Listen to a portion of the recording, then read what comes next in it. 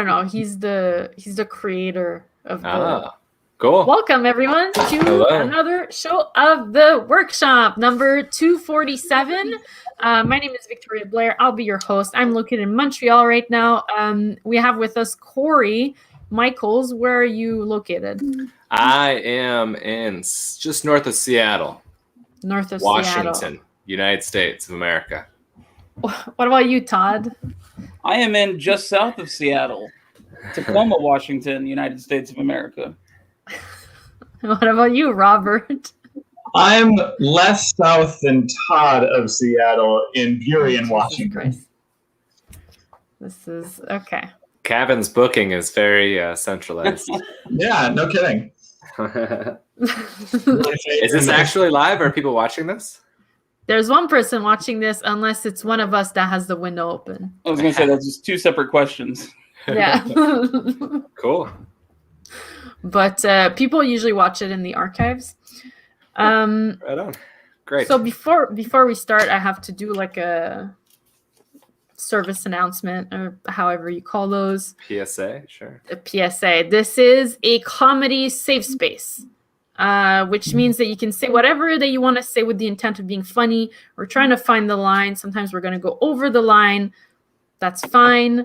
This is the opposite of his safe space. There's dialogue here going. Okay. No one's getting banned from this, hopefully, unless like it goes really wrong, right? Which it shouldn't. Where am I going with this? The way that the workshop usually works is that we're given a very random topic by Kevin or Scott. We wrote 3 to 5 minutes, hopefully, on that topic, which we're going to present to each other and give each other feedback on. Then we're going to do the same thing with our own material. Aha. Mm-hmm. Did you know this? Sounds vaguely familiar. Yeah, I know the personal, yeah. Okay. I know this stuff about. I did one material. once. Everyone was surprised. They were like, what? We have to do, or anyways, it was interesting. So yeah, without further ado, who wants to start? Otherwise, I'll start. I can start. I'll start. Sure. Okay. So let me just pull up my topic here. I wrote it not too long ago. Hopefully it's going to be painless for everyone. My topic was candidness, which I don't know if that's even a word, personally. I'm not convinced. Candidness. Candid photos. That's a nice way of saying that you didn't ask for consent for those photos. The candid photos of me are bad. You know when like a hot girl on TikTok makes a weird face so that she looks ugly, and then it looks like she has like a personality and she's funny and approachable. That's what a candid photo of me looks like. You know, any photo of me that you see on the internet where I look normal was carefully picked out of 50 photos from 4 different angles and 3 sources of light. Even now, everything is calculated to the millimeter. If I needed to get up, I would have to turn my camera off first. Otherwise, you would congratulate me on my baby. I'm not pregnant, and I'm not saying I'm fat. I'm just disproportionate. I have Googled candid, and there was a lot of photos that popped up on Google. It was all photos of boobs. You know, boobs in shirts, boobs, yoga boobs, water boobs, breastfeeding. And I'm all for breastfeeding in public, but I don't know that those are for feminist reasons. It's probably so that some guy with mommy issues takes those to make a background on their computer so they can feel safe speaking up in front of their female boss on Zoom meetings. Candidness is speaking from the heart without ulterior motives. So like a normal person. Like how normal people talk. Why do characters in movies say like, "Can I speak candidly?" I think it's weird that that word even exists. Mhm. And it sounds a lot like candy, right? And candy has ulterior motives, like making you fat or giving you diabetes or having sex with your children. Whenever I eat candies, I feel like how I felt in my 20s when I was smoking weed. It's bad for my health and it makes me feel bad, but it looks really cool. I feel like a character in a bank robbery movie or like Baby Spice. I don't know. I think that's all I have on candidness. Yeah. All right. Thank you. So, do you guys have any feedback for me? Go ahead. I like that saying, "Can I speak candidly?" is essentially just going, so I've been lying to you for a while now. So if we could just, like, it's never, can I actually say what I'm thinking I really should right now? Because I have been lying constantly to you. That's what speaking candidly sounds like to me, is somebody who has had somebody so high up on them that eventually they're just like, all right, I'm going to ask permission to tell you what I really believe because I have so many consequences for what for speaking freely at this point. And so anybody even speaking candidly, I don't even expect them to speak candidly because of just the word choice, to be honest. There's nothing, it's so proper. It's so, can I speak candidly? It's not, can I say some shit to you? That's what you say when you're upfront about something. There's ulterior motives just saying, can I speak candidly? That I don't like. So that's true. That's where my head went with where you're going with the bit. But I enjoyed a lot of the directions you had. Thank you. I gotta say, just from a marketing standpoint, I think "I'm not fat, I'm just in-proportionate" is like a perfect T-shirt logo.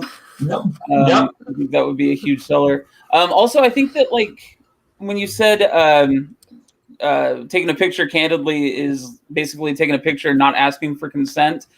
I think that there's some jokes that you could make about like candid sex or something like that that maybe I couldn't make, but you'd be able to get away with. Yeah. Yeah, there's probably an act out there too. Once you say that line of, so you're playing out the analogy further, right? Like the things you would say about consensual sex that you could then say about, hey, or like, I didn't know I didn't say you could do that. You weren't supposed to put that. Just all the things you might say, and you could just act them out for a candid photo. Yeah. Are you guys? Go ahead. Yeah.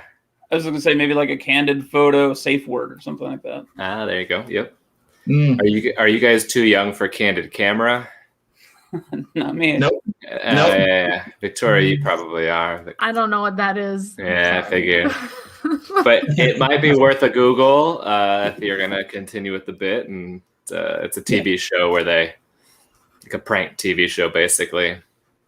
And the final thing was like, smile, you're on candid camera. That was like the thing. Because they were pranking people and they found out at the end. That's how they found out. It might be too inside baseball, but Robert's point about can I speak candidly to you is like, it's like a comedian's like, this is a true story. And you're like, well, what the fuck is the rest of this shit, man? If this one, this is true, we're 30 minutes into your set. So that might be too inside baseball and not work at a show, but there might be something there. I don't know. Maybe that's relatable. Maybe it's not just stand up. Maybe it's like you were talking to a friend and they're like, true story. And you're like, well, what have you? All right. We can even call back to one of your jokes about your personal life right there. So you don't think you're disproportionate then? Okay. Okay. I thought that was part of your life story, but okay. And you can sort of talk as the audience right there as well with it. That was hypothetical? Oh, all right. All right. All the way up until Just a Dream, real M. Night Shyamalan here. I didn't expect it to go this direction, but okay. That's funny. But yeah, it's really good for just getting thrown a word. Yeah. Thank I you. changed my phrase. Did you? What? I mean, no, I accidentally did. Oh, okay. That's fine. Yeah, I'll explain when it's my turn. Maybe now it's supposed to be my Yeah. turn. Do you I want to just go like the now? idea of Kevin sending you a word and you're like, no, fuck that. I'm doing this. I didn't do that. I accidentally, because he sent for I don't know how different it actually is, but first-hand experience. I thought first experience. I just lift out the hand, like first experience is what I mostly wrote about. So I think it's still fine. It's whatever. So sure, I'll go. Yeah, unless there's more. I don't want to. Kevin says you're down. We didn't think it was possible. I didn't think a technicality would do it, but anyways. All right. Go on. The first time I had sex was on my wedding night with my wife. That's important. I didn't. I was a faithful guy. So for the 10 years that we were married, she was the only person I'd slept with. And then I got divorced and wanted to hit the ground running. I say it made up for lost time. One of my friends was like, "You've only slept with one woman, dude. That's gay." And I was like, "Oh, my wife was a woman, right?" It's still pretty straight, isn't it? How many does it have to be to not be gay anymore? He wasn't the only one that thought that, though. My ex-father-in-law, we had a sit-down talk where he tried to talk me out of the divorce. But once he realized it was for sure going to happen, he was like, "Well, I got to ask, is it because you like men?" And I was like, Jesus Christ. What's going on here? And I didn't have evidence to prove him wrong, right? Like, I was like, well, your dad, well, okay, and we haven't done it for a year, so maybe. I want to go back to him with more evidence now. You know what I mean? Like have a retrial. Just be like, hey, there was a threesome in Victoria, BC. That okay. It was one woman, one man, but still, I think not gay, right?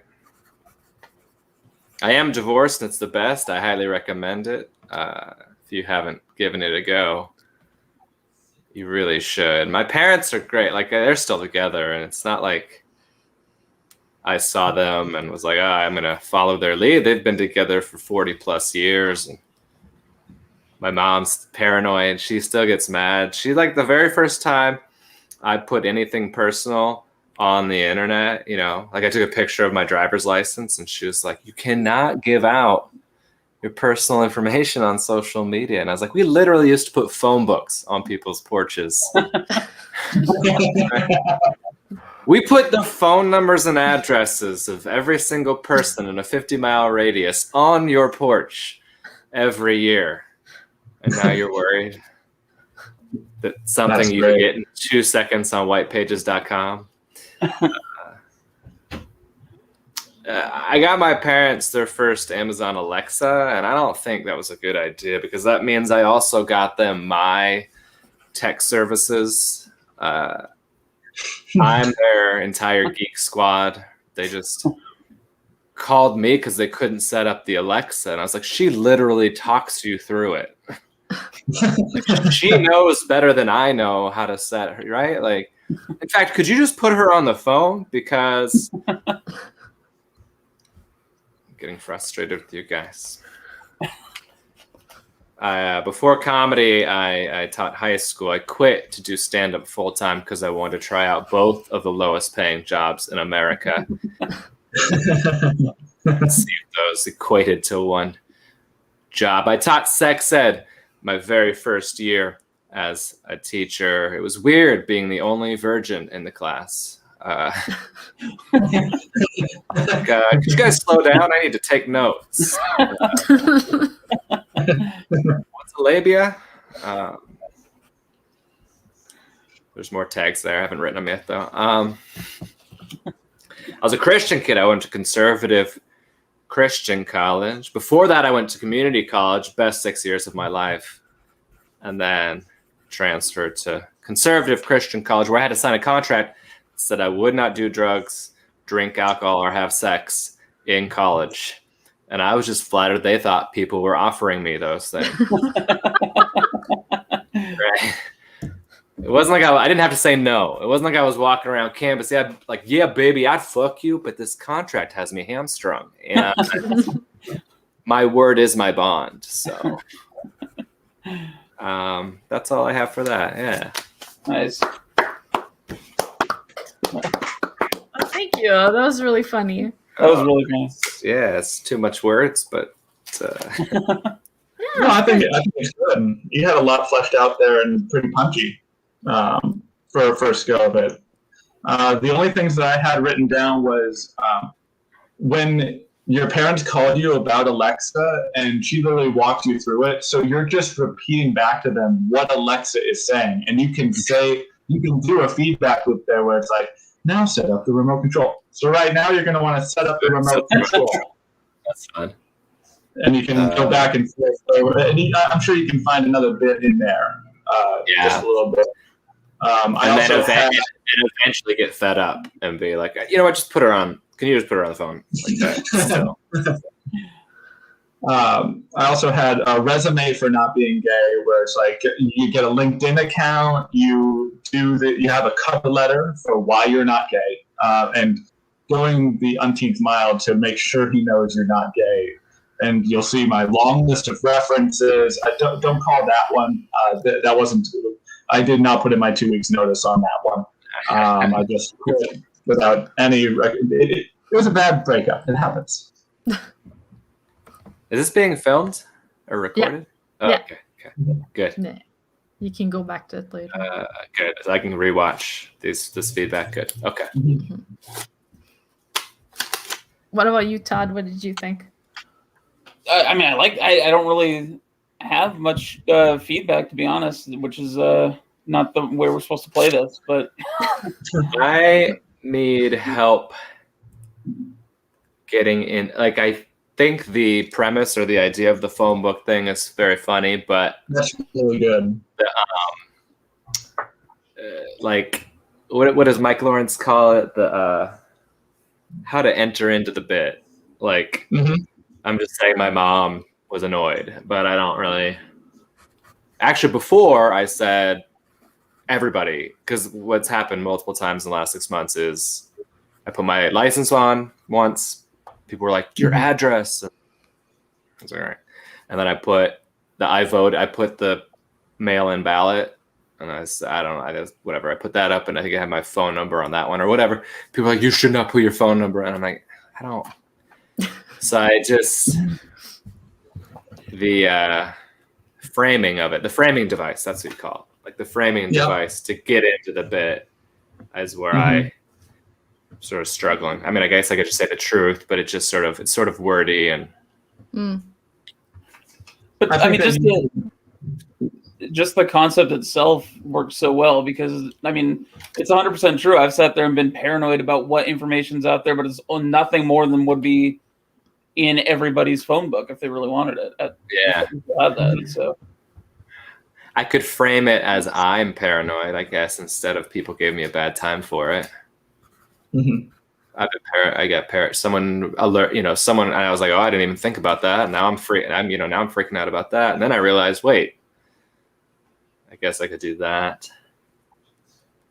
I think that you also could frame it as them not realizing that they've already done the thing that they're trying to advise you against. And if you can find a string of things like that, and then the phone book that's an awesome breach of privacy that they have already committed to and did for a long time. And it showed up package wrapped on their front door for them to do it to other people too. You all knew each other, whether you wanted to or not. And now you're worried that Papa John's is going to prank call me? I don't. Maybe you Prank could go calls is good. Yeah. the route of like Facebook already knows like all these intimate details about you. Mhm. What does it matter if they know your phone number as well? Like they know how you react to fear. They know how old you are, what are your feelings are on certain movies. Like they have all this information. They know I cry at reuniting, when Yeah. military parents are reunited with their kids. Yeah. I forgot the part about also go ahead and steal my identity. It's not working out great for me. Like, see what you can do with this shit. What are you going to take from me? My debt? Yeah. Or something like that. If you're going down the alley of the phone book, also, I don't know if this would work in with, especially with what you're talking about, but something I remember from when I was a kid is my mom would always want the phone number unlisted, and the phone company would charge you for that. Like you had to actually pay to have your phone number unlisted, which it's like literally you're telling, I'm telling you not to do something, and I need to pay for it. Saving you work.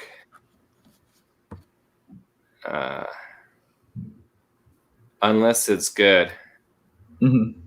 Because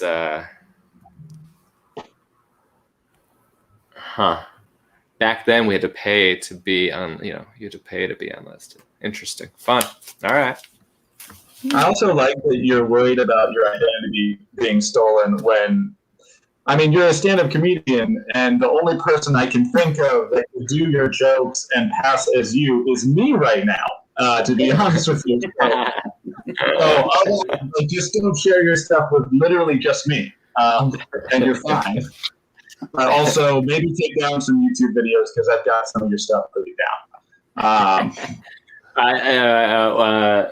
It'd be funny to be like, that's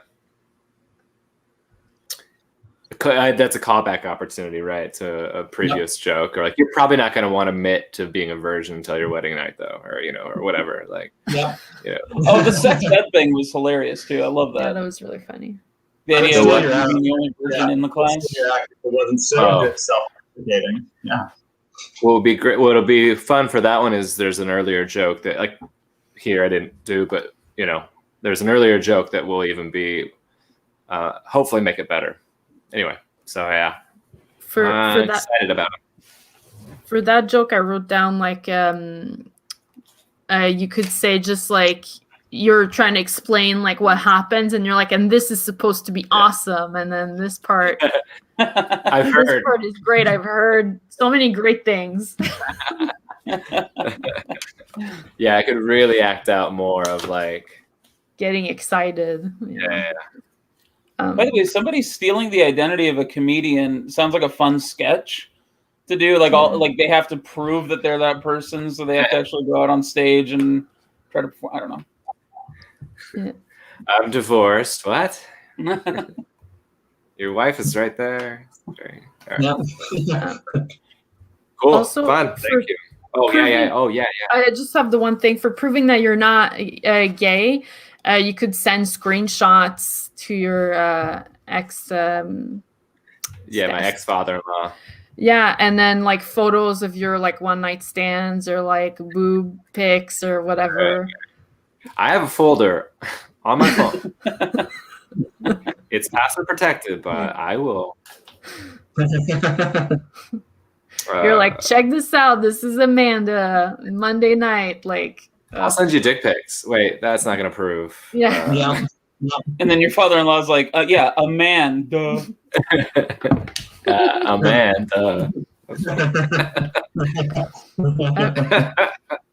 Kevin said you had to mansplain for Alexa. Okay. That's really good. Sunsplain, mansplain to my mom. Yeah, I can make it just my mom. That's good. Yeah. Mansplain, Alexa. So he is here. He just isn't here. He's left though. He came, commented, and then left. Oh, I see. Fun. Does Todd? Do you want to go next? So the word I had was fright. When I think of the word fright, I think about the saying that when you're scared, your fight or flight responses kick in. My question is, why are those the only two options? So I have to either engage in battle or go for a run. Personally, I think hiding is underrated. Fright is the most powerful tool there is. Even this, like, what the hell are we doing? Online comedy? For what? It's because we're afraid that we'll lose our ability to perform once venues open back up. Could you picture Carlin or Pryor or Rudner doing a Zoom mic? And yes, I just ranked Rita Rudner on the same level with Pryor and Carlin. And why? It's because this is on the internet, and I'm pretty sure that if I don't include a white woman, I'm going to get canceled. Okay, I'm not really afraid of that, but a lot of people are. A lot of people are afraid of getting canceled. And I get it. Some big star says something that gets taken out of context and they never work again. But a lot of people who are afraid of being canceled are being, shall we say, overly cautious. Yeah, you're afraid of getting canceled, open micer. You're worried that they won't let you sign up for your 3-minute set at Cookie's Bar and Grill because they're mad about your edgy yet topical Cloris Leachman joke. And of course, call-out culture is crazy. 1,000 people die every day from COVID, but we're supposed to lose our minds because Jimmy Fallon did a Chris Rock impression 20 years ago? Or because Vanessa Hudgens said death is inevitable? Or because Tom Hanks called his Denny's waiter the N-word?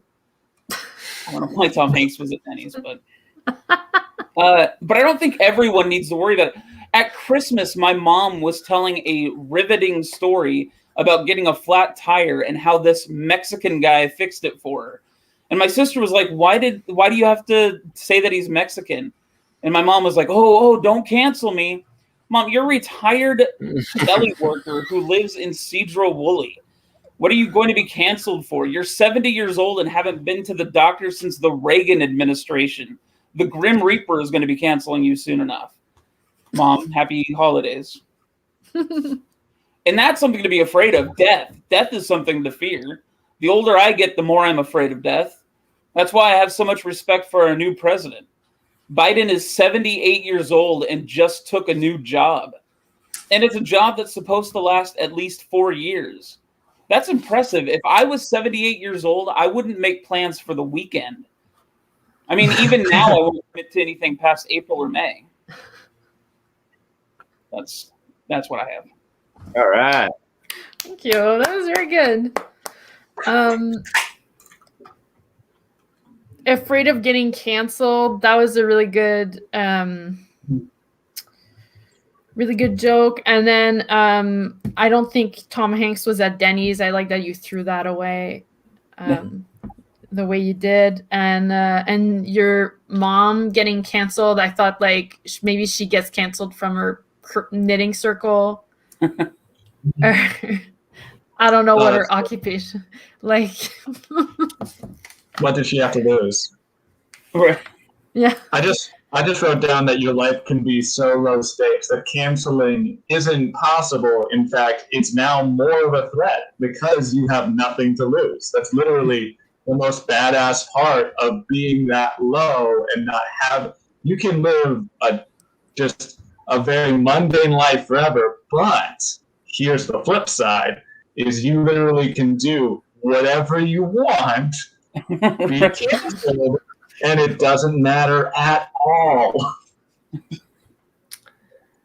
So yeah. There's something funny to me about the idea of like maybe the same things that get famous people cancel might make you famous. Like, like nobody knows who I am, so I would love it if what you're looking for, like, what did I do in middle school that maybe I could like leak to the that actually does work. TMZ. I have a story of when I was in elementary school and I liked this girl and I paid these two guys $1 each to go threaten to beat her up so I could run in and save her. Is that a current bit? What's that? Is that a current bit? I've never done I haven't been able to work it into a bit yet, but that could work. That's Hey, could very you guys tell everybody about that one time? I paid you to go beat up Lindsay Elon. I think there's something funny about you can't cancel blank. So like, a subscription you don't have is not a good punchy thing, but like, Yeah. I don't like something expensive that you haven't signed up for, or like, oh, sure, I canceled. What's that like? Isn't there like a super exclusive dating app, Ria or something like that? That's not well enough known, but you could say like, yeah, I cancel. You can't cancel things you don't have. I guess just Right. an analogy to something that isn't a person being canceled, because we cancel other things, subscriptions. We cancel. And what else do we cancel? Cable. Yeah. Newsletters. Newsletters. Yeah. You did it as a throwaway, and Victoria mentioned it. This might be too much of a trope, but like, just that's absurd. Tom Hanks wouldn't be at Denny's, Oh yeah. Right. Like saying it that. Yeah. But it might. I don't know that that's hack. I mean, it's a joke format that's been done, but Right. Mom, when you say, as soon as you said she was retired, you said retired, right? Yeah. My first thought was you canceled yourself, like for you, Right. like, you're, but then you did the Graham Rapier is going to cancel you eventually. So you could maybe do both the lines, Yeah. you wouldn't lose the. I think Graham you could Raper line. also connect to what Robert was saying, where like your mom's got nothing to lose, and maybe paint her as a badass for that. Like she's got nothing to lose now, so she just says whatever because she can't get canceled anyways. That's fun. I'm also thinking of like what's like the lowest form of property you could destroy in order to hurt someone. Where it's like, I've got a VHS tape of Land Before Time 11 right here, and they're like, well, won't it hurt the tape? Why are you worried about that? You can't be canceled, Mom. So go ahead and then like the edgiest thing she actually does, like go ahead and put that recipe on in it, or whatever. Yeah. I like that. All right, we're gonna move on to the next comedian, which is Robert. Yeah. Robert, are you ready? I mean, somewhat. I wrote nothing down, but I'm going to riff it and see how this goes because I got a lot of feelings on the matter. Awesome. So let's see how that goes. My word was tropical vacation, and I instinctually immediately thought to myself, humidity. And I don't think that that's a good place to start when it comes, because I think that's the most Seattle situation where all we do is complain about the weather in general, where we all, and the worst part is, it's like some of the best weather other than the rain in the whole, we need it to be 71.5 degrees outside, 71.3 if you run cold. But even still, we're just out here constantly like, why are we so bad at being outside? That's something that's always bothered me, is just we're always so just, like, my original thought when I heard tropical vacation is I'll be a little sticky more frequently, and that's not a good, I'm going to a place where people are happy to be where they're at, and I should also be happy to do that, because that's the point of traveling in general. And yet my first thought when I think of going on an expedition is just, I mean, it just seems like a lot to have to deal with to be out there. And like, I have complaints about just humans in general. Like, my dad had me pressure wash his driveway, and I don't understand that even a little bit, because I'm just moving the ground off of the ground. Like, why did we invent shoes if we're going to, like, it's like he's living in a dystopian world where I am not allowed shoes whatsoever, and so everything needs to be pristine and Prince-like for me. And I don't understand why we are doing that. We're so uncomfortable everywhere. And I know that that's just kind of life, but I feel like it's the people who, like, I'm in a nice house right now. I have square walls and stuff, and yet I'm still like, I can notice that the picture frame just over my left-hand shoulder right now is a little crooked. Just a little crooked. And why does it need to be straight? It doesn't. It doesn't matter even a little bit in the grand scheme of things, but I need something to stay engaged with. And I think that's what complaining is. It's just being in life and letting people know that you're in it, and not doing a good job of actually saying what you're in at the time, because you can be in it and be uplifting and stuff like that. Yeah, things are a little bit like, that's why hippies have a huge pull, because it sounds so nice to not shower for a long period of time, doesn't it? And not care. That sounds so nice. That sounds so freeing to be of that world. I've explored that recently. I went on a 10-day-long silent meditation retreat recently, where there was no talking, there was no eye contact, there was no meat, and there was no murder. They made sure that we knew there was no murder allowed. There was no and there was no writing anything down. And I couldn't even figure out why. And it would have been a big deal if they didn't say it every single day, that they really had to make a point of it. Like, because in my mind, I'm like, is this really a great meditation retreat when they have to cut? Because someone had to have screwed that up at some point and given them a bad rap, where it's like, I don't, like, what kind of psychopath can have sex without eye contact to begin with? Probably the guy that murdered and wrote it down, and that's how they got a bad review, and so they have to say it every single day. And yeah, it was a fun trip. That's all I have. All right. Thank you. That was good.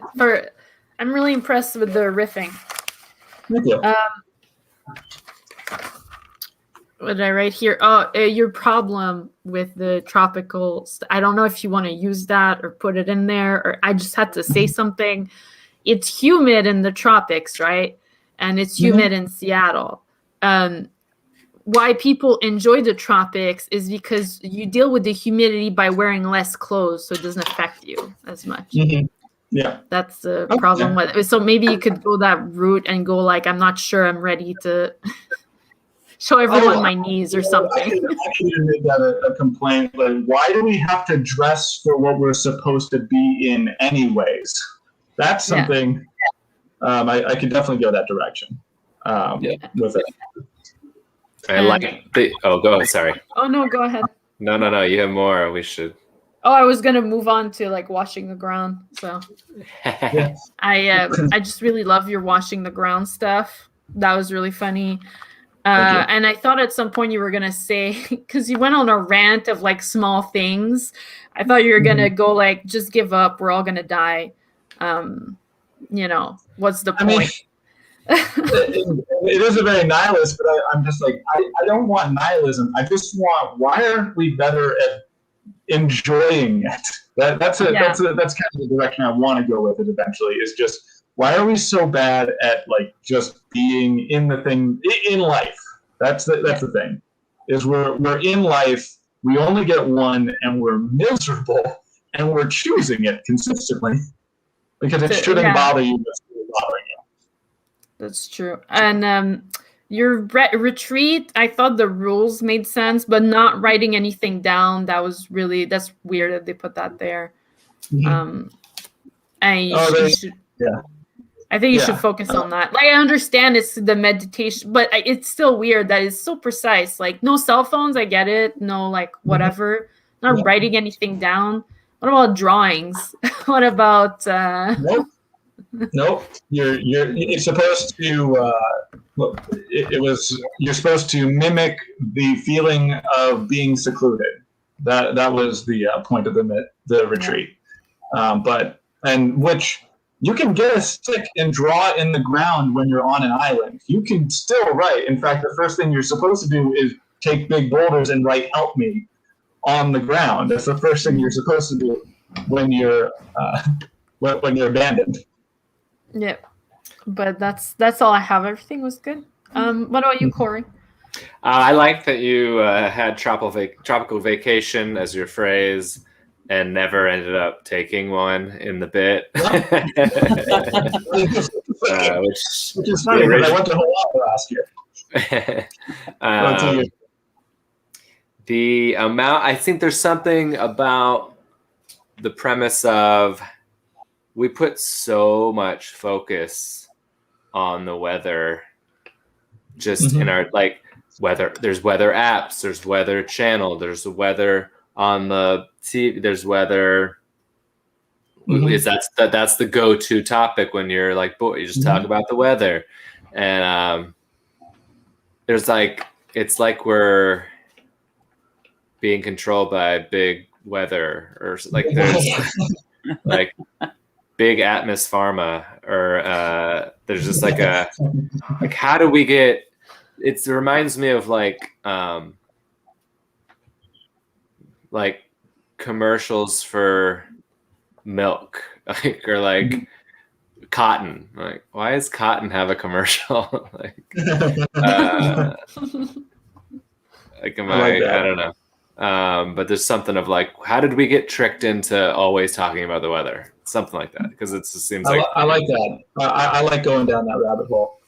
And then also this is an obvious joke that's out there, but something that we literally could just go, oh, okay.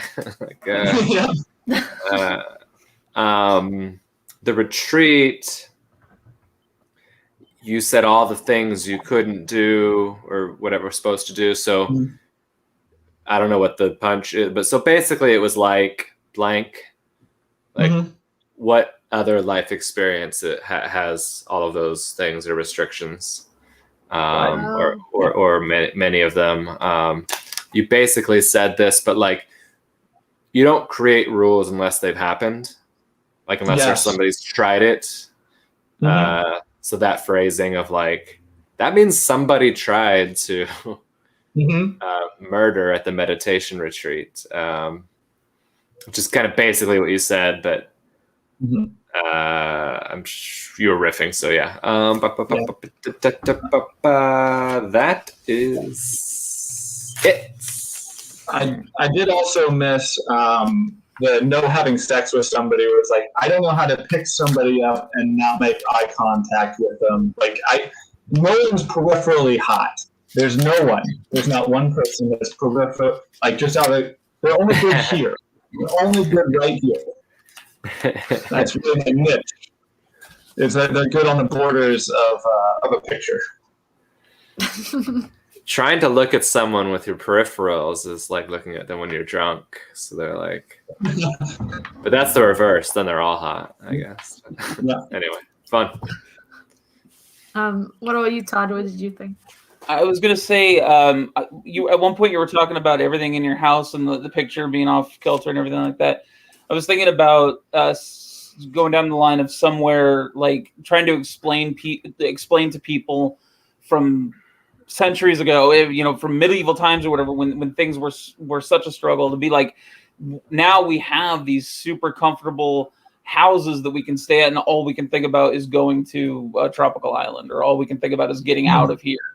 You finally created this perfect world for yourself to live in, where everything that you care about is in one little space, and all you can think about is going somewhere else. I want to be alone on a beach with nothing. And you're wait. Right. You could have always had that. Yeah. I also liked when you were talking about the meditation retreat, and you said, and they said no murder allowed. I was thinking you could say no murder allowed, and there was no murder. Why aren't these meditation people running this country? They literally set these rules, and everyone followed them. There was not one murder. Yep, the whole time. And we had ample opportunity. No one was looking at us. Right. Everyone's backs was to us the whole time. No writing? Then how am I reading these rules? Yeah. It's fun. Yeah, it would be funny if you did a snarky, Yeah, oh yeah. One of the guys looked me dead in the eye, and he was like, "Oh, okay, you can do it." Or, I don't know. Dead. There's something dead there. Fun. Yeah. Or maybe for the murder thing, like the murder happened before, and then like they confronted the person about it, and they were like, "It's not in the rules. Check the rule book." And then they check the rule book, and they're like, "There's nothing in here about murder." There's nothing about dismembering. There's no, yeah. It said no murder. In coaching sports, we always would like. There was this coach that coached coaches basically, and you'd like, "Hey, here are my rules for the team. What do you think?" And one of his things was like, "Well, what'd you write in there about stealing helicopters?" And coach, I didn't do it. Nothing. And they're like, "What are you gonna do if they steal a helicopter?" And they're like, "Huh?" And they're like, "You can't have a fucking big old thing of rules. You got to have expectations that people can rise to." That was the whole point. Okay. But there is something to be. That's a really fun. I love that you're like, you left a lot of options open. Yeah.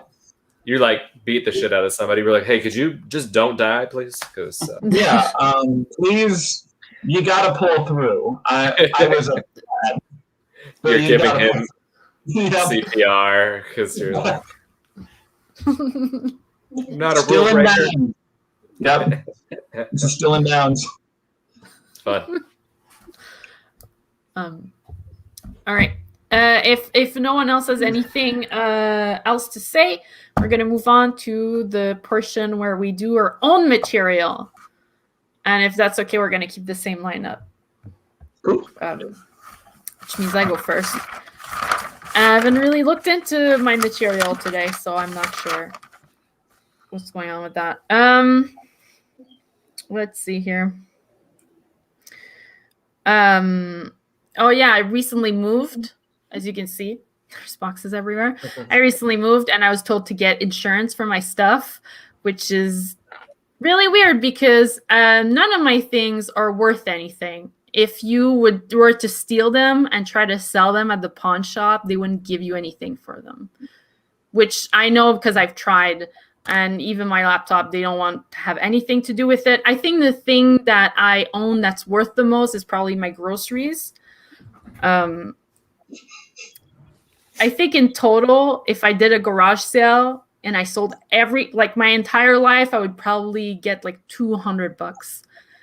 And then I would probably lose like $25 making the lemonade at the lemonade stand that no one would buy because I'm a creepy adult who smells like soup and drinks from the pitcher.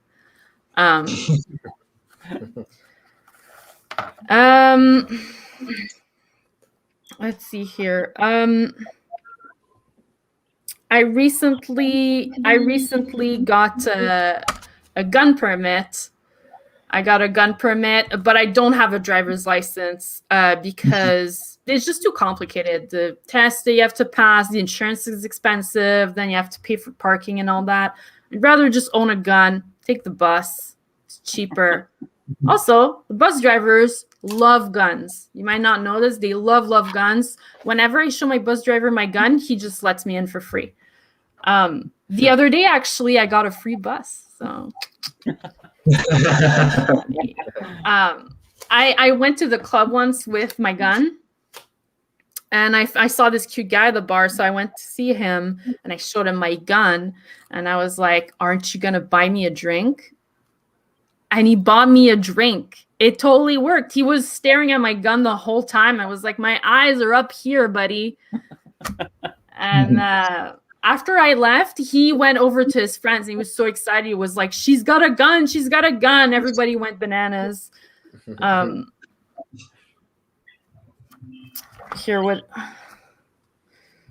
Sorry. Oh, yeah. I'll tell you who doesn't like guns, though, is cops. Cops don't like guns, which I think is a little hypocritical because they have guns. I think they're just jealous, maybe, because my gun's pink. I don't know. They all have the same shitty gun. I go to therapy now. I go to mandatory therapy. I can't go there though, so I do Zoom therapy, which is great because whenever my therapist is like telling me something, giving me feedback, I could just go off screen and then I could just drink a little bit and she doesn't even know. And then I really open up about my childhood. It's great. Another thing that's better on Zoom is AA meetings. Those mandatory AA meetings I go to, those are amazing. Those party stories they tell are really relatable when you're drunk. It's like you're in the story. That's everything I have for today. All right. Thank you. What did you? My flow's really weird. I'm really sorry. What did you guys think? The only real note that I have was that when you're talking to your therapist and you're off to the side and you take a quick shot and stuff like that, and you talk about kind of loosening up, there's an opportunity there for a callback and be like, and then I showed her my gun and she was.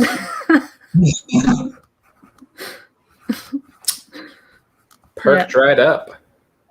I like that the thing that has the most value in your house is probably your groceries, and I wanted you to go a little bit further and say, and the fruit's projected value over time is trending on the downward slope. And That's amazing. I love that. I think the you can't pawn my things. I've tried to pawn my things. Just the phrasing maybe could be adjusted to make it a tiny bit more punchy. Like, I think you had like, my things aren't worth anything. Like, if you tried to take them to the pawn shop, you wouldn't get any money, kind of thing. It's like, maybe it's more like you wouldn't get anything for pawning my things. I know, because I've tried to pawn my things. Or something of like a little tighter, and punchier. But that's fun. That, like, especially because you're talking about a move, like, because I didn't want to move any of this shit. Like, I was forced into moving it because it wasn't worth anything. Like, most people move with things that are of value, you know. I moved with all the things I couldn't get rid of. Nobody wanted. Smell like soup is just a funny phrase. It's great. Yeah. Thank you. Zoom therapy. I think if you said, again, like the way you, like, if you used alcoholic or AA or Alcoholics Anonymous,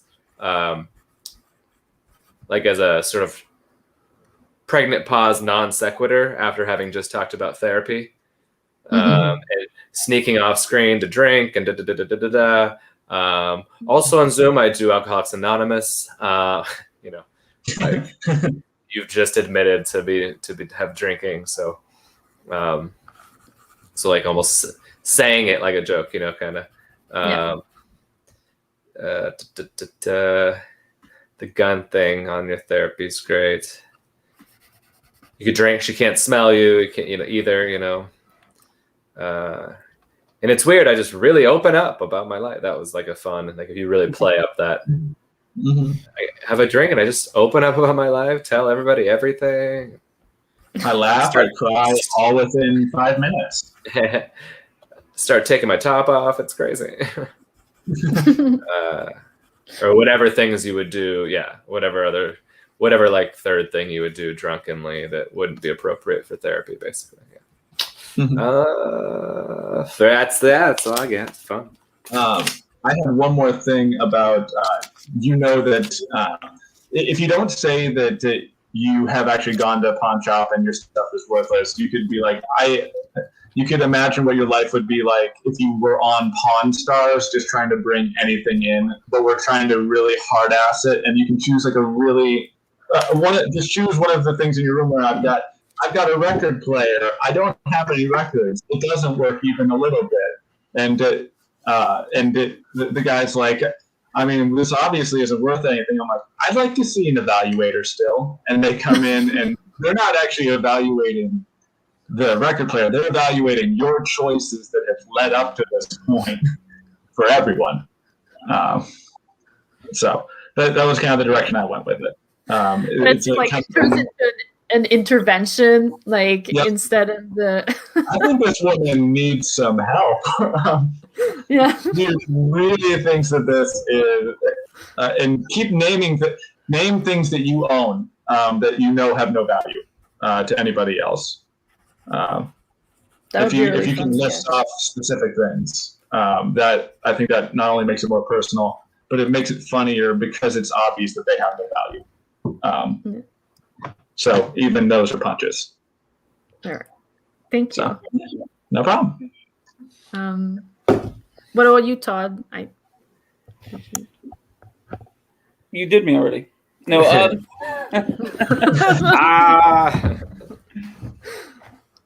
Yeah, I like the. I like. I hear you did the gun one before on one of the Zooms that I was on. Yeah, I think you've heard all my jokes. What's that? I think you've heard all my jokes before. Not all of them, I'm sure. No, I like it. I liked it. Like I said, the gun one. When you're having your therapy session on Zoom, I think that would be a good callback. That was not me. It wasn't me. Okay, score good. Yeah. I tried to disguise it with the drink, but what are you gonna do? To be honest, I was like, "That's a weird sounding drink." I have a good mic. That is the downside. But yeah, You can't smell it, just like the alcohol. this is very thoughtful. All right. We're gonna move on, I think, to the next person. Yes, everyone's good with that. So are you ready, Corey? Yes. All right. I am ready. Let's see.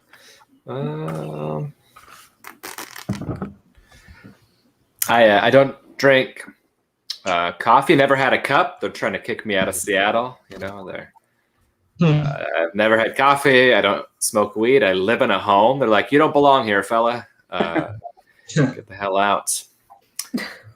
People are shocked when they learn that I've never had a cup of coffee. They're like, how do you wake up in the morning? Well, mostly sad and erect. And also not in the morning. I have not done that for quite a while. If I wake up in the morning, it's because I passed out in the morning the night before to wake up in the morning. I don't know how to say that, but something. I don't do any drugs, just like Adderall twice and heroin. There's no more to that joke. It was a historic. I read that it was a historic election. That's what people keep saying. It was a historic election because everyone is. That's how history works, man. You know, are there any elections that aren't in the books? I think Nevada's still counting. They marked interested in the Facebook election event. I'm not sure why anybody wants to be president, you know? I mean, of the United States of America. I think being president of fill in the blank, don't know the country yet, would be pretty cool. Sounds pretty chill. But if we can think of a country that's good. Like, I really don't get why Trump is so angry about not being president. Seems like the best result possible for him. Plus, he still is going to end up with a participation trophy wife. And I think that is pretty good. I guess I used to teach history, so that's why this stuff sort of matters to me. People get really mad right now at history teachers. Like, why didn't you teach us about the Tulsa Massacre? Bitch, I did. I have the lesson plan right here. It was on November 18th. You were too busy in the bathroom with your vape pen. I know, because you came back smelling like cotton candy, and that's my favorite flavor. Also, I'm taking it because you didn't bring one for the whole class. You know my rule. People also think that you should learn in high school about how to do your taxes. Like teachers should teach us how to do our taxes and important stuff like that. You do not want me teaching you how to do your taxes. You don't want any teacher. We make poor life decisions. We're terrible at finances. We spent $30,000 a year for 6 years to make $30,000 a year. I can help you with your taxes. I audited my very first year after I stopped teaching and started doing stand-up. Because I think the federal government looked at my income and they're like, there is no way a human can live off of this. We need to take a closer look. But like, how are they going to prove I don't have 7 kids? So I don't know what. The auditor came back. The results were that comedy was a hobby. Oh. Have you been talking to audience members or watching YouTube videos? How did you know? That's joke's on you, bitch. I'm the CEO. Also, the hobbyist. This I think is fun, but it's just not gonna. I'll do. I read a headline. I read an article recently. That's not true. I read a headline of an article recently. It was an opinion piece, right? It's just said, like, who reads articles anymore? Nerds. Anyway, it was an opinion piece that said that if you just work hard in America, you can have success. It's like that's a very common perception, that like if just immigrants would just work hard, or if like poor people would just work hard, and I think that's BS, because I believe every person who's worked in a field works way harder than any manager you have ever had. And I know I can prove it because no slave owner made their slave CEO. I don't know if it's going to work coming from me, but I just feel like this is a forward-thinking race joke. But like there was no slave owner that was like, you know what? This shit's hard. Give me the tool and then whatever. All right, I'm good. That's it. That's good. Thank you. Sad and erect. That was really funny. Oh, That's really funny. I thought you were talking to me and Robert for a second. Which one's which? That'd be a cool lot of feelings sad about and erect. What's that? I said a lot of feelings about your set, Corey, for sure. Not all bad, apparently.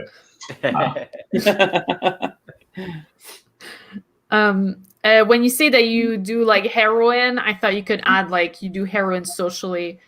Just like socially. Yeah, just at parties or whatever. And then the historic elections, that was funny. Maybe think of Canada, president of Canada. That's not a thing, but Prime Minister, at least, or something. it's pretty smooth sailings, I think. Right.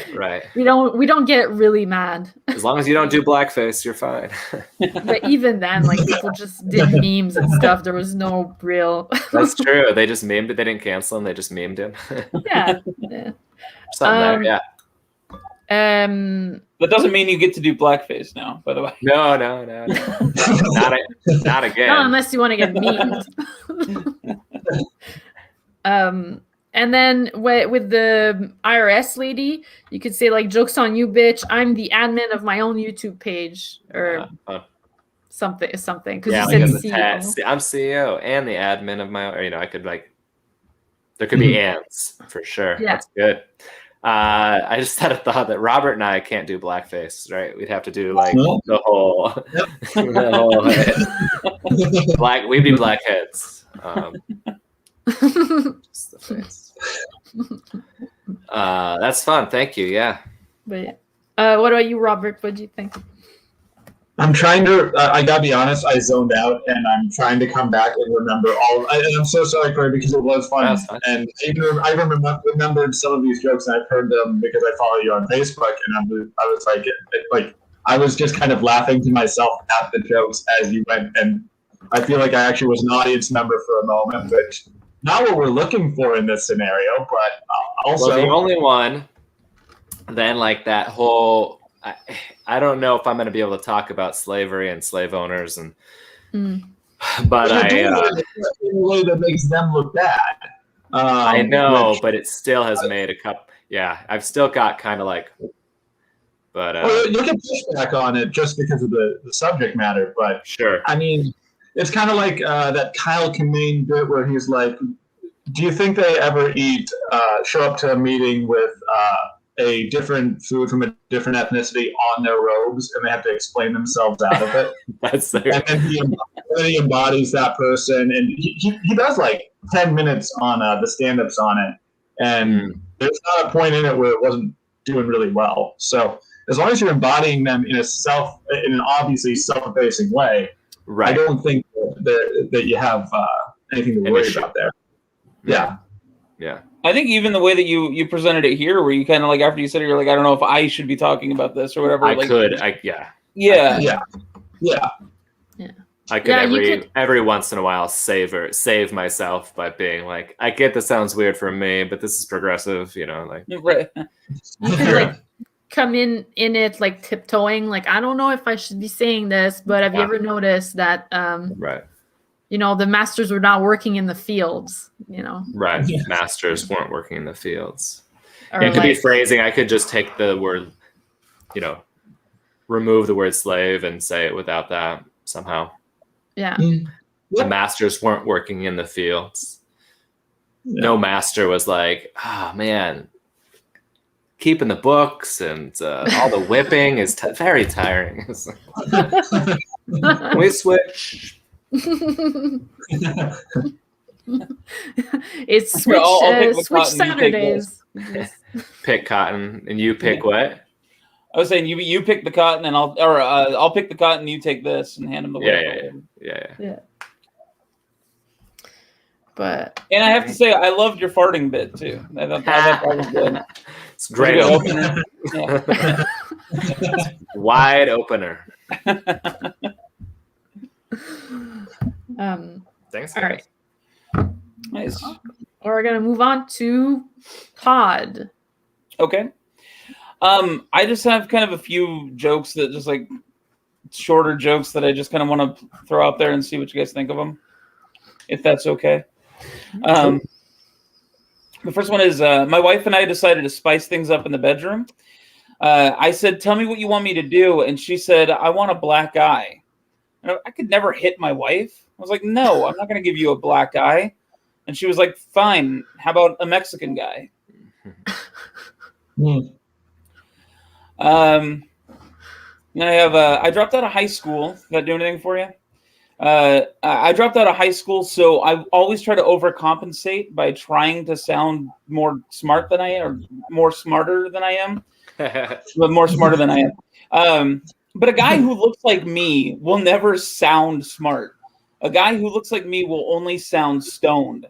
Like, did you hear that fat guy in there talking about how Socrates said the only true knowledge is knowing that you know nothing? It was fucking wasted. This is one that I want. This is one I thought of the other day that I don't know. I'll try it though. I'll tell you guys my greatest sexual encounter I ever had. I actually made a woman in bed say whoop-de-doo. And it wasn't one of these like sarcastic whoop-de-doos, like, oh, whoop-de-doo, or whatever, like you might think. What happened was, we were going at it. She took off all her clothes. I laid her down on the bed. I took off all my clothes and stood in front of her, just showing everything off. And she looked at me and she said, "Damn, boy, how come your belly sticks out farther than your whoop-de-doo?"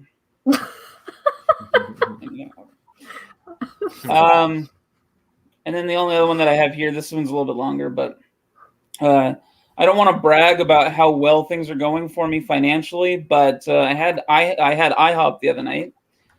I know it's the International House of Pancakes, but that place is America AF.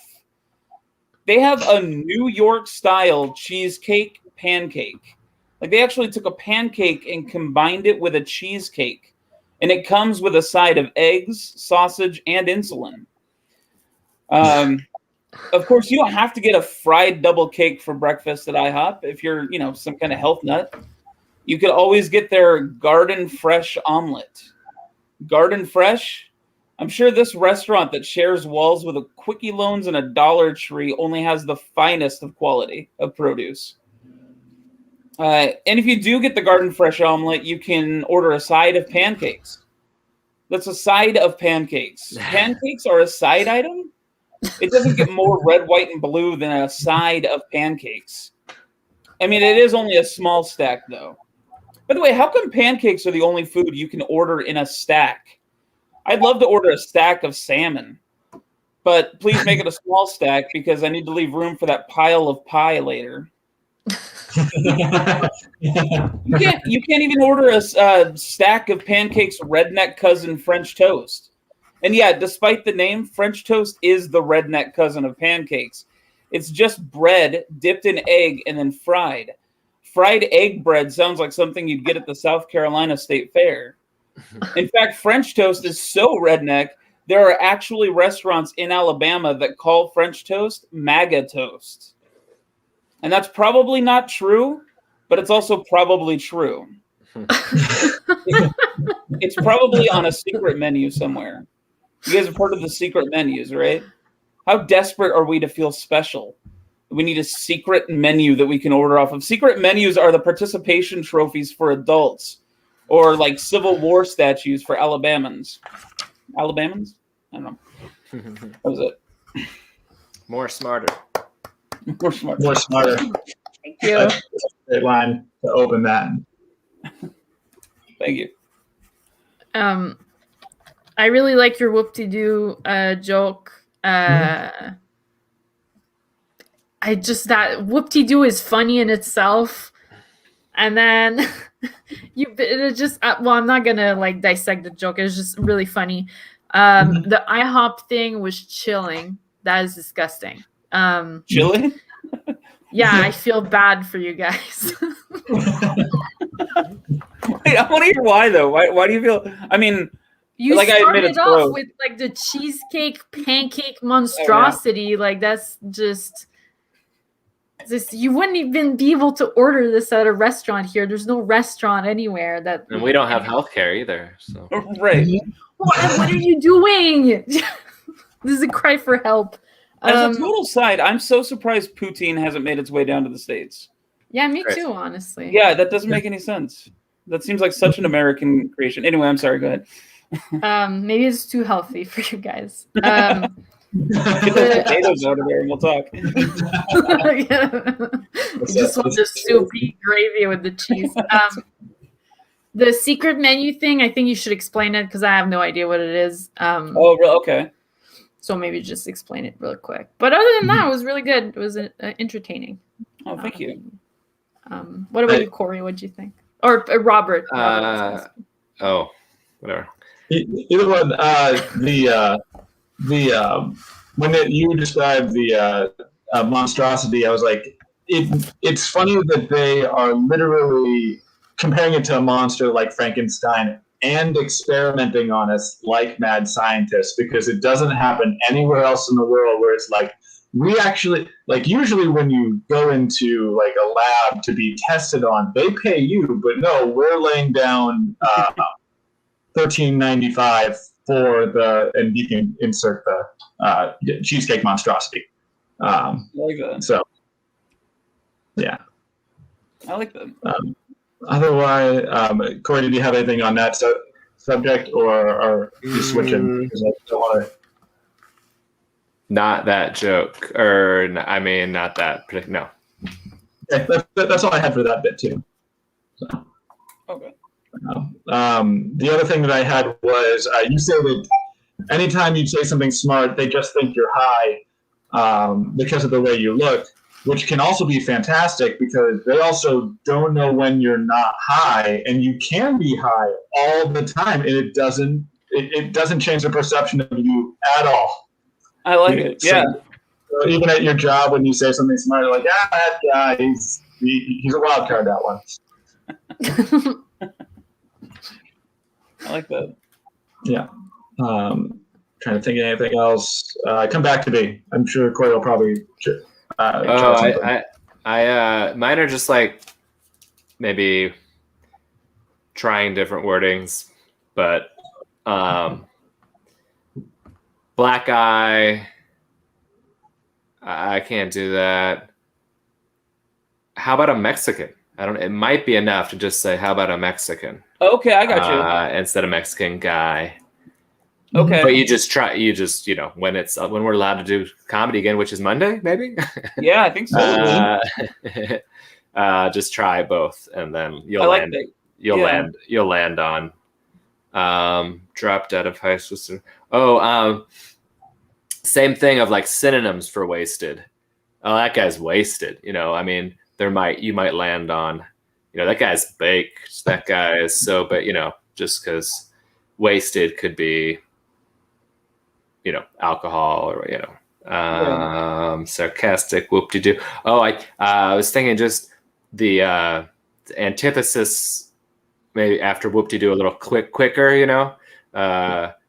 Whoop-de-doo, like not sarcastically either. Like right. Maybe it's a little quicker because I sat with it long enough to be like, what? Right. How's that good?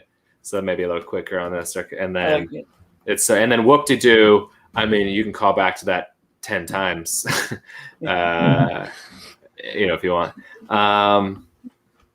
Maybe it's America.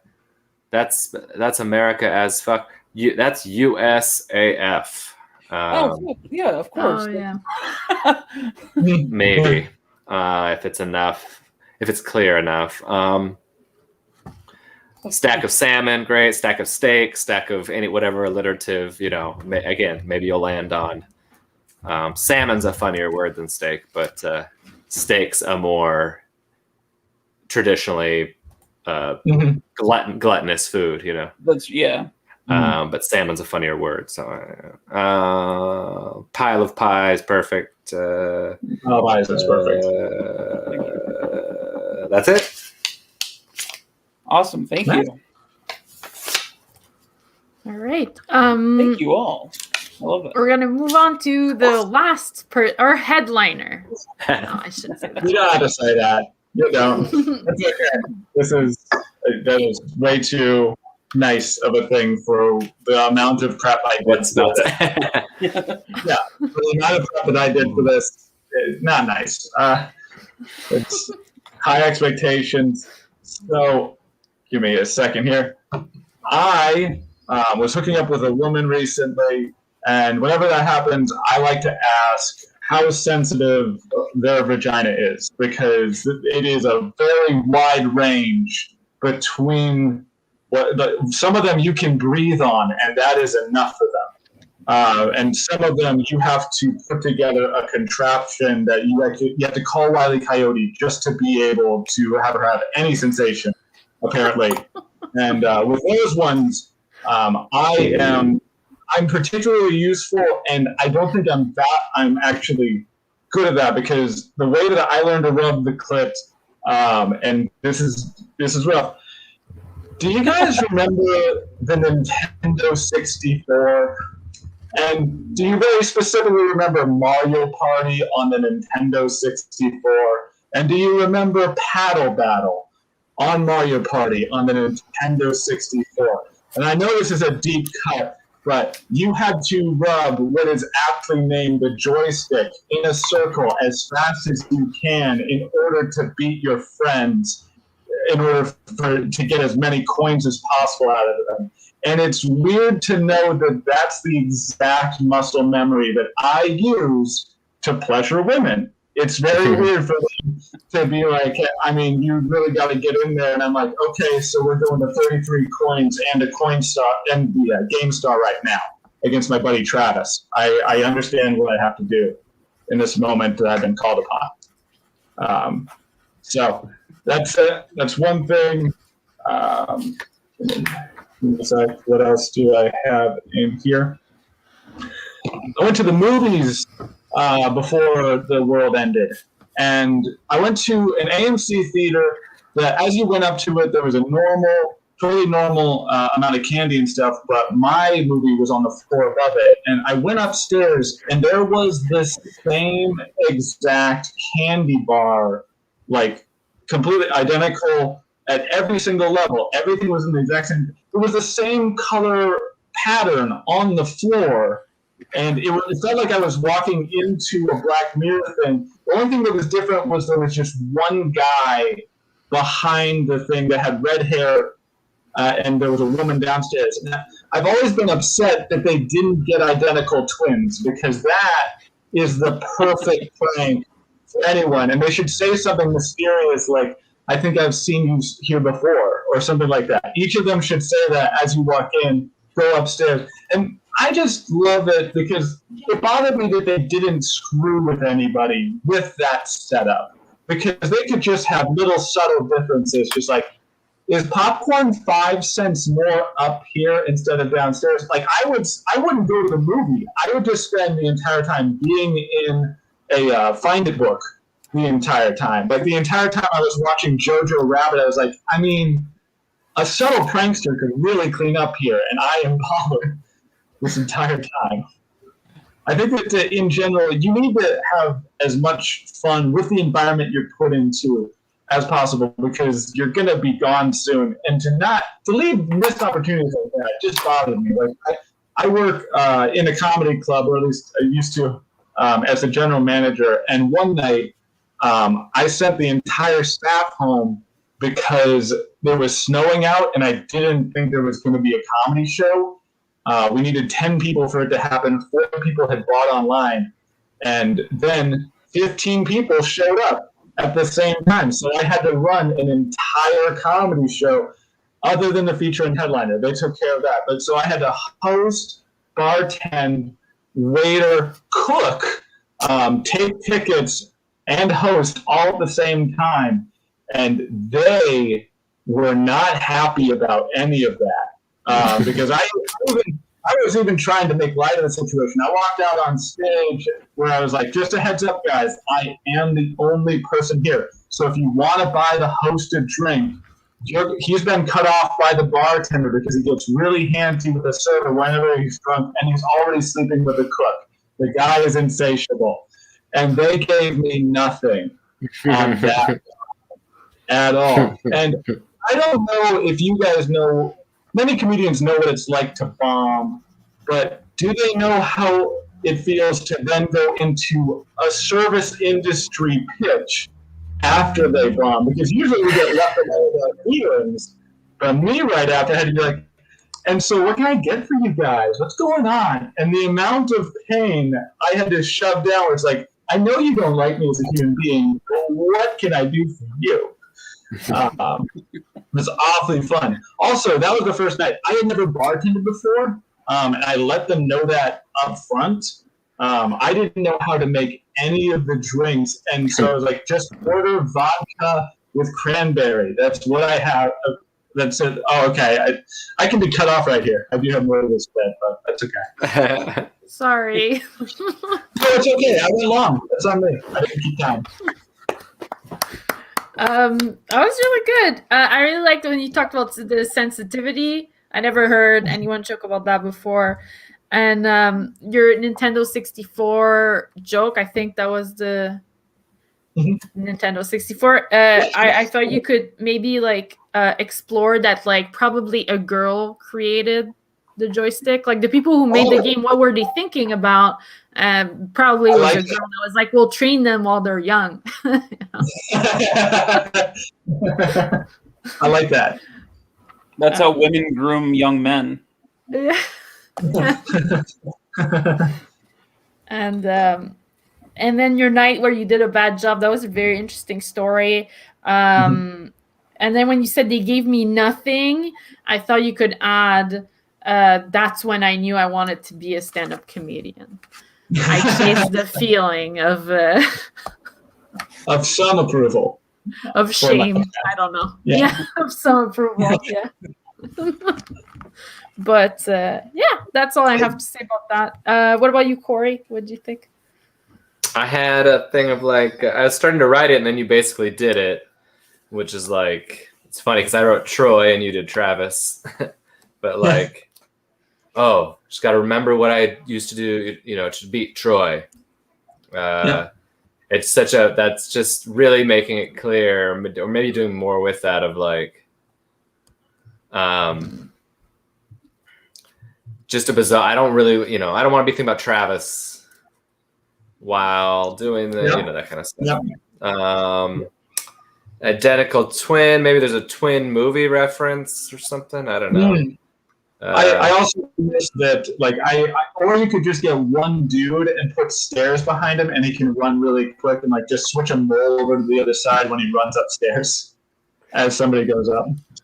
And I think more connection of that joke or story to the bit about you.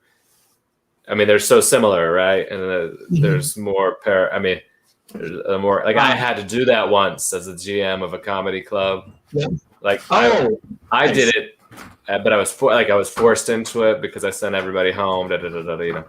And people did not find it as kitschy and cute as I did. Or like they didn't. They were like, "This is fun," They were just pissed. I like at some point you saying like, as the host, you're usually supposed to say, "Take care of your servers and wait staff," but take care of me is not. There's some play on that. Give me money. Right. Staff work really hard to keep you guys fed and stuff. Well, not these last 10 minutes. I haven't done anything these last 10 minutes, but like these last 10 minutes aside, while I was doing jokes, all the other I'm going to work. I'm actually going to come back up 3 more times, but every time you went back on stage, you're like, Jesus, this is not. Why is this step back?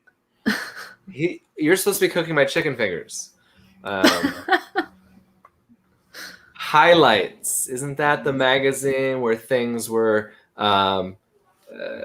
pick out the 2 different photos? Oh, that's what it's called. Okay, yeah. So you can specificity. Yeah, I don't know if highlights is. I also missed. I want games or Time Cop 1 upstairs. I want Time Cop 2 downstairs. It's just really, and there's a few other little Twilight Zone things that I wanted to kind of throw in there, but first time. Yeah. Oh, I forgot that joke. Oh wow. Yeah. Awesome. Thank you, guys. What about you, Todd? What do you think? The one other thing I was just going to say is that on the movie theater bit, if you wanted to try to like expand a little more on like how like restaurants have, if there's like a chain of restaurants, they usually have the exact same layout, the exact same wallpaper and stuff like that. Maybe something along the lines of like a McDonald's in Seattle looks exactly the same as one in Tampa. And if I had a twin, I'd want us to work at the 2 separate ones just on the off chance that someone might visit both of them or something like that. Wow, they really have you guys move around. Like,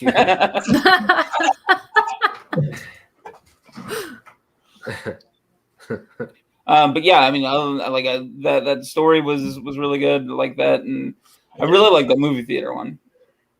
Thank you. And there's going to be more to the me working the club all at the same time for sure. Specifically, how I entered an order wrong to myself up in the kitchen, and I had to actually sprint down a hallway, run up a flight of stairs, and before I did that, I just yelled to the kitchen, "Hey, Robert, I screwed up that order." And then I ran up the flight of stairs and I yelled down, "What was that, Robert?" And I ran down the flight of stairs like, "I screwed up that order. It says add bacon. Don't add bacon to it." And I ran up the stairs. I was like, "Thanks, buddy." Then I ran down the flight of stairs. I was like, "Okay, pal." And I ran up those stairs. I still made it with bacon. It was a bad decision. But that's my commitment to making my life choice. And you all should. Robert knows he has to write things down for me to remember them. I don't know why. The whole time talking shit about myself. Fucking Robert, man. No, wait, this wasn't the time when you did the set in front of the empty chairs, is it? Because then that story doesn't make any sense. No, it was for real people. It was for real people. I also I also missed that one thing the comedians often question is whether or not to say whether they have a real job outside of comedy. And I don't know the answer to that, but don't tell them you have 6 jobs if you're supposed to be doing 5 for them right that second. They're not a fan of that, even a little bit. I forgot. Robert. It was something about Robert. Yeah. Nope. There's an opportunity probably to be like, Robert's da-da-da-da-da, Robert's da-da-da-da-da, and then like to the audience be like, and no, I'm not famous, so I should probably point out I'm Robert. I know that I'm me in this story, but also I'm Robert. Or something. It's kind of like that John Mulaney, I'm not calling myself my own best friend. Yeah. But I also do that whenever I'm the host, I quit introing from the back of my comedy club, and I'll just go on stage and do the normal intro and then give my credits and stuff like that, and then say, here's Robert Tibby, and they'll start clapping, and they'll all look to the side, and then I'll just grab the mic stand and start the set and be like, and just a heads up, that tells me none of you know who the fuck I am. And that's okay. That's the way we should start. Never fails to get a small laugh. Yeah, that's good. I had a lot of fun at that place. All right. Yeah. Thanks, guys. Yeah, thank Yeah, you. definitely. I think this is the end of the show. This is the part where we get to promote anything we have coming up, any podcasts, any social media. Robert, do you want to start us off? Sure. I have a comedy album called Driving at the Speed of Friendship. You can listen to on Spotify, or you can buy it on Amazon Music or Apple Music. It's playing on SiriusXM right now, and I was recently featured in Costco Connection magazine, which I am going to say till the end of time, because my grandma thinks I'm very famous now, and I'm not going to dissuade that. That was really cool too. Thank you. What about you, Todd? There's a couple of podcasts out right now that I was on. So Joke Daddy podcast and Saved by the Ben, where we reviewed an episode of Saved by the Bell. And then just social media on Instagram and Twitter, and my TikTok, where I just got past 25,000 followers. I'm at Todd Royce XXL. Awesome. Nice. What about you, Corey? Just at Corey McCalis Comedy on all the things, Twitter, Instagram, OnlyFans, and TikTok also. And a podcast with my best bud, Andrew Rivers, called Homeschool with a K. Homeschool with, the K is instead of the CH. Oh, okay. Hopefully all of us will be on stage soon. And on stage soon, yeah. Funny enough, we originally were calling it Inside Jokes back when it was live, and then he was like, let's call it for the podcast, and I was like, Andrew Schultz has one called Inside Jokes, and Andrew Rivers was like, who fucking cares? It's not going to be. And then just yesterday, granted it was Kevin Hart, but Kevin Hart tried to start his podcast calling it Inside Jokes, and Andrew Schultz called him out, was pissed off, and it became a whole thing. And I was like, haha, see? Wouldn't have happened to us because nobody knows who we are. But the point still stands. But how cool would it have been if cancel you guys could have dogpiled along with Andrew Schultz on Kevin Hart? Decent point. We could have been like, hey, also us, we're very sorry. We're also very sorry. We also are going to change our name. Anybody? Maybe I'll make that joke. I tweeted at Kevin Hart, and I was like, change the name to Homeschool. Let's see if that works. That's funny. Thank you. This is really fun. Yeah, a lot of fun. Thank you. As for me, you can find me on Instagram at Victoria for Days. Otherwise, I have a movie trivia night I do every Thursday called Victoria and Claudio's Movie Trivia Night, where you can win a magnet and that says that you're the winner. And on every Sunday, I do a podcast with 3 other comedians. We're just very crass and very vulgar for around 2 hours. So if you're into that, then you're gonna love it. If you're not into that, I don't suggest tuning in. But yeah, did you guys have fun? Yeah, Yeah. totally. That was funny, right? Okay, Yeah, we're it gonna was. say goodnight to everyone, and thank you for watching us